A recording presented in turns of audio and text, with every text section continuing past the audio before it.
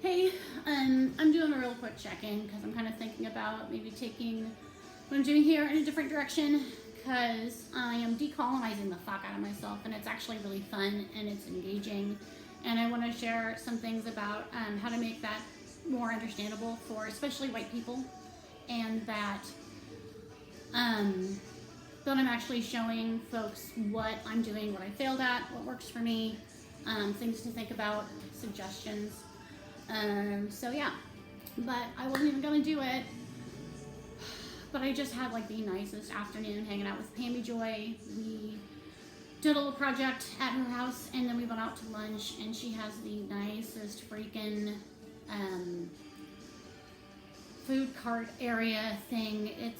It's got grass and tables and everything that I could have possibly wanted to eat today, and it was just fucking perfect.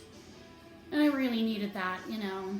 I talk about it a lot, how, you know, being around people who know you, like it really helps to recharge anyone, regardless of whether you're an introvert, an extrovert, an ambivert, or something else. I don't think any of those are really hard and fast, but I feel like that helps. And we're just on the same page about so many things that I just don't really get to talk to other people about lately, so that felt really good.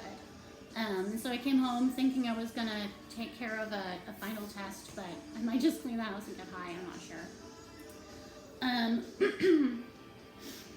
Gosh, there's so much I want to talk about, and I have just this list that I'm not really that into. Did want to say that, and we were talking about this earlier today too, that, you know, like that evil men don't eat anything. We don't eat a fucking thing else, but that good men look and do nothing. And the look and do nothings, I think I didn't have a lot of experience with in Eugene because we're all pretty fucking look, you know. And I've been so, I've taken that for granted completely, and it's so much harder to feel connected to people when I just don't think there's anything going on there. And I don't shit on people for it. There's lots of different reasons why it's harder for folks to kind of start paying attention and engaging reality, but there's always shit you can do. So, yeah. I think one of the most important things that you can do is take a few different folks who aren't you, different cultures of people, preferably those that you don't have a lot in common with. Find out what their worldview is and figure out what their values are, and then compare them to what yours are. I don't think a lot of people even know what their values are, and I think that's a big problem in the disconnect between our thoughts, our feelings, and our actions, that if we don't really know what it is that we stand for, we can't really stand for it. A lot of what I'm doing with school is focusing on our Indigenous community because there's almost no information, there's almost no support, like you can't be both a villain and extinct at the same time, and I think there are a lot of eyes at this point on the Black justice experience at this point, so I think that's probably where I'm going to spend most of my time. And along with that, I've come up with, you know, a lot of ideas about what it is to be an American or a good American.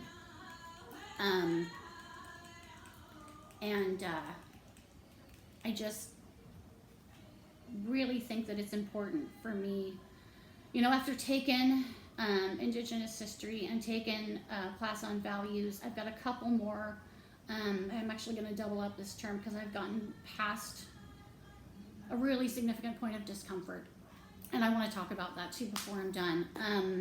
One of the things that causes well-meaning white people to burn out is the pain of knowing that you don't belong, that the people that you really want to be around the most and want to facilitate change and a future with, just as soon really not have you around a good portion of the time. Everybody else feels unwelcome. It's really not acceptable to not put yourself into situations where you need to know what it's like to feel that way, and you need to transcend that, and it takes time. And I used to only be able to absorb, you know, a certain amount of information, and then I wouldn't crawl into a hole, but I'd need some space, you know, because it's not personal to me, but I can't say I'm not a colonizer, you know, like there's no fucking way that I can say that. And I do see ways that I benefit like as part of being a group, not individually, and we got to pay attention to that as well. But at least knowing where I'm coming from there to be able to look at how other people live.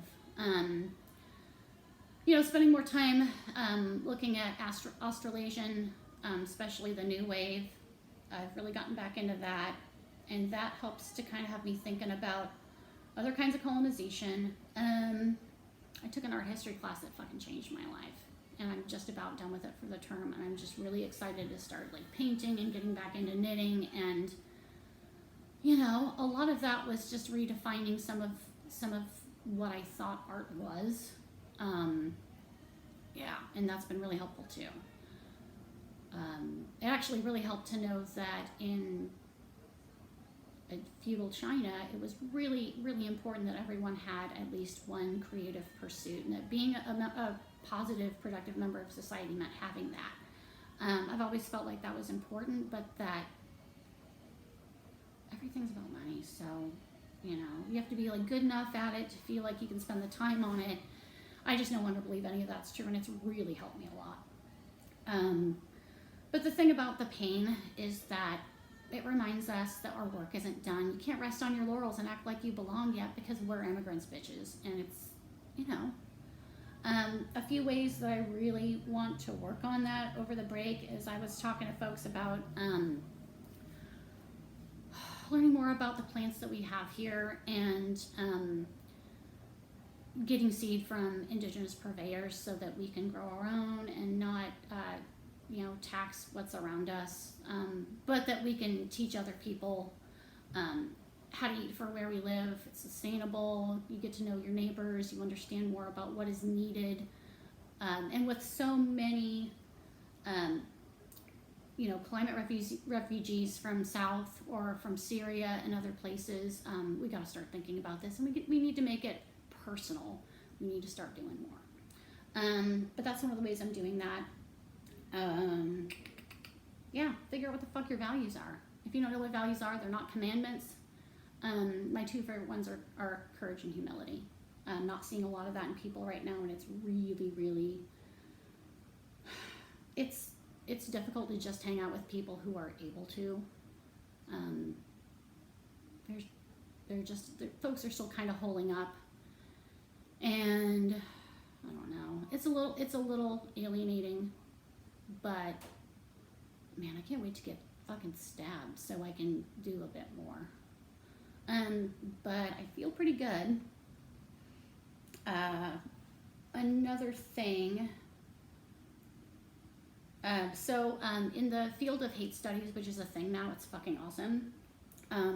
What we're going to do is we're going to stop using the word hate, and we're going to start using words like otherness and find other ways to describe hate, because people who have stupid ideas about other people, they're ignorant, might not be because they hate them, and we're really just beating them over the head with something that isn't true for them. Educating people is all fine and good, but really taking them outside of themselves and engaging their self-esteem. We found a way to work with cognitive dissonance without preaching to people. You work on their self-esteem, they stop caring about who's on whose teams. That's really exciting, and probably the best thing I got from taking that class this term. If people are working against their own self-interest, shooting themselves in the foot, voting for people that don't make any sense for all the shit that they need, figure out ways to help them work on their self-esteem.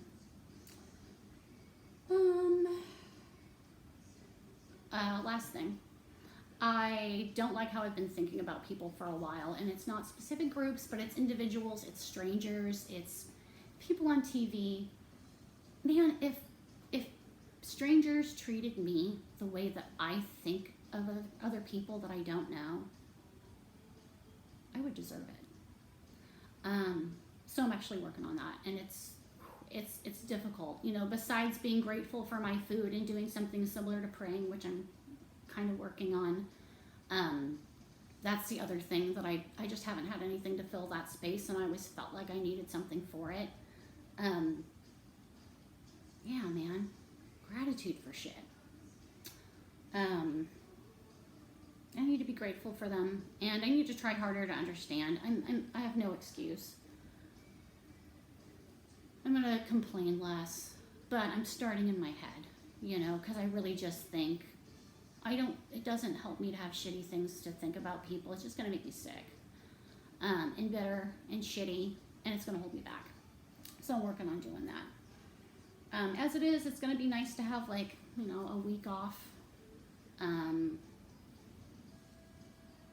I think that spring term is really just going to be more of the same, but, you know, trying to get out a little bit. So,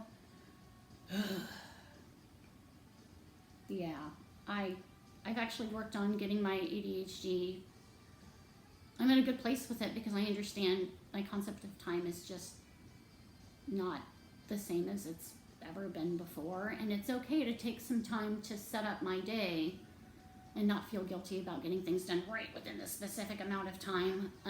When I give myself a little leeway, I actually just kind of get in the zone, which is really great. The reading is still kind of an issue, but, you know, it is what it is. That said, I guess this is longer than I was expecting, but I don't know, whatever. I wanted to say hi. It's been a beautiful day, and well, I felt like talking to a bunch of folks, or like 2 people who watch, you know, my videos. But I'll talk to everybody later. All right, I love you guys.